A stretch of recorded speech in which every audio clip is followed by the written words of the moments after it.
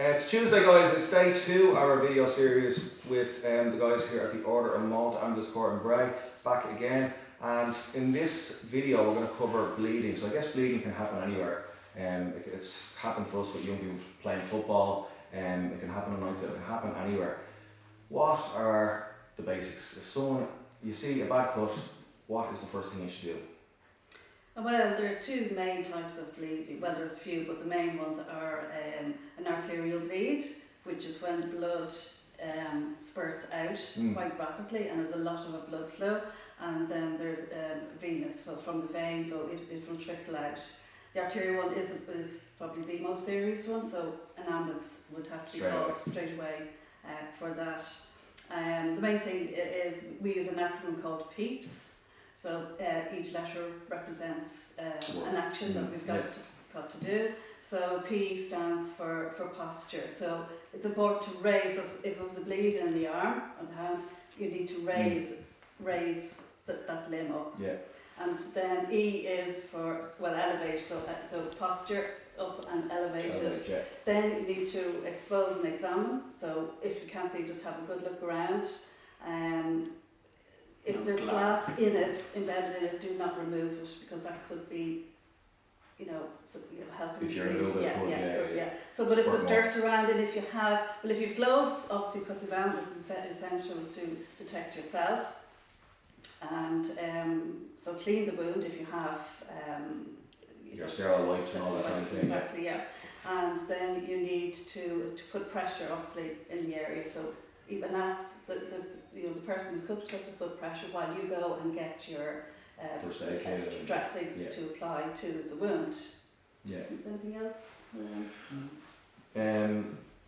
If there's no first aid kit, which would be a lot of if there's parties going on and if you don't have a first aid kit to hand, should you tell the person to help themselves, or should you? Well, yes, get them to apply pressure once it's safe. Like if there's no glass there, obviously you don't want to tell them to put pressure on something. Then get a clean towel. Or cloth or something. Something that's clean, because you don't want an infection going into the area. And once you stop the bleeding, we come to dressing the wound. Can we go through that? Yes, sure.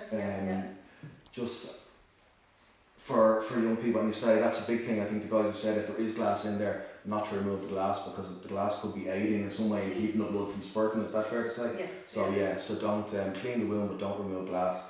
So we go through a little bit of bandaging. Sure. Yeah. Well, it's the dressings. That you use. Yeah, there should be a wound pad there. Those two there, the wound pad. Right in front of you. Look at that. The wound pad and sorry. around them.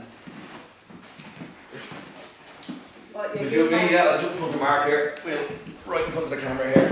I'll sideways the mask on for this, just because of the social distancing as well. We're social distancing compliant here in our demonstration, so That's a clean one. thank you.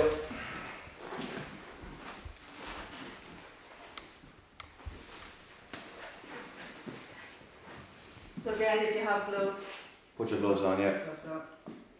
I think they're kind of standard in most first aid kits. Is that fair? Yeah.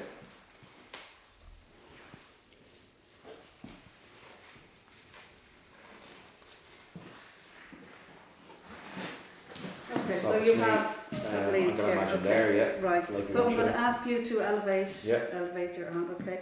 Can I ask you to hold that there for me, please? Sure. So again, you're applying pressure Yeah, to that area. yeah. And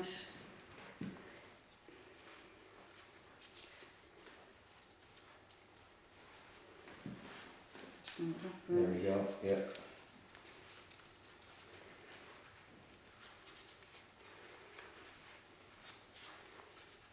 don't go taking the dressing off, leave it on. Yeah, If blood still seeps through, yeah. apply another dressing. Over the And you keep initial. going, yeah. Important advice there as well, guys. Good. Brilliant. Okay. And people, young people, we So it talk doesn't, about. sorry, it doesn't feel too tight or That's the anything? question I was going to ask you. Yeah. Yeah. So if how do we know it's not too tight? Okay, what we do is we go to the fingernail. Yeah. We press the fingernail Yeah. for 5 seconds, Yeah. then release it. Mhm. So the blood should flow back Okay. left So within kind of when two. you pinch it, it goes white, and Yes, then release yeah, it goes release back to its it normal. back to pink then, Brilliant. yeah. And then that's how you know it's How to not do it, yeah. it's not too tight. Guys, if a person is unconscious and they're bleeding, what should we do there? The exact same thing. Exact same thing. Yeah, we gotta stop that bleed Mm. Yeah. as quick as possible because they will bleed out in minutes if it's an arterial bleed that Catherine discussed there. So it's just direct pressure is the most important thing. Whether if you've got a bandage, if you've got your seat in the palm of your own hand or a towel or something like that, anything that's going to stop that bleed, Yeah.